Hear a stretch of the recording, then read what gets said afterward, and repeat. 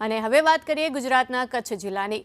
કચ્છ જિલ્લામાં લોકોને સ્વાસ્થ્યની સેવાઓ મળી રહે તે માટે સરકારે પ્રાથમિક આરોગ્ય કેન્દ્ર ખોલી દીધા છે, પરંતુ આ પ્રાથમિક આરોગ્ય કેન્દ્રમાં ડોક્ટરની ઘટના પગલે ગ્રામ્ય વિસ્તારના દર્દીઓને આરોગ્ય સેવાનો પૂરતો લાભ નથી મળતો।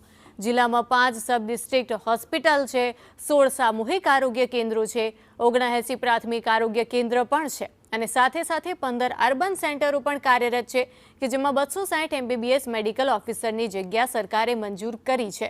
તાજેતરમાં જો આપને જણાવીએ તો 44 તબીબોની ભરતી કરવામાં આવી છે અને તેમાંથી અત્યાર સુધીમાં માત્ર 20 તબીબો જ હાજર થયા છે। આ તમામ જગ્યાઓ ભરાઈ જાય તો પણ સરકારી હોસ્પિટલમાં 42 તબીબોની ઘટ સતાવશે। જો કચ્છ જિલ્લાની વાત કરીએ તો કચ્છ જિલ્લામાં સબ ડિસ્ટ્રિક્ટ હોસ્પિટલ 5 આવેલી છે, 16 જેટલા સામૂહિક આરોગ્ય કેન્દ્ર આવેલા છે, 79 જેટલા પ્રાથમિક આરોગ્ય કેન્દ્ર આવેલા છે અને 15 અર્બન હેલ્થ સેન્ટર આવેલા છે। સામૂહિક આરોગ્ય કેન્દ્ર અને સબ ડિસ્ટ્રિક્ટ હોસ્પિટલમાં મેડિકલ ઓફિસરની ઘટ રહેવાની સંભાવના ખરી, ત્યાં પણ આદેશ કરવામાં આવેલા છે। આ ઉપરાંત અત્યારે સામૂહિક આરોગ્ય કેન્દ્રમાં પણ મેડિકલ ઓફિસરના આદેશ થયેલા છે। જો આ બધા જ ભરાઈ જશે તો પ્રાથમિક અને સામૂહિક આરોગ્ય સેવાઓ ખૂબ સારી રીતે સુદૃઢ થઈ શકે એમ છે।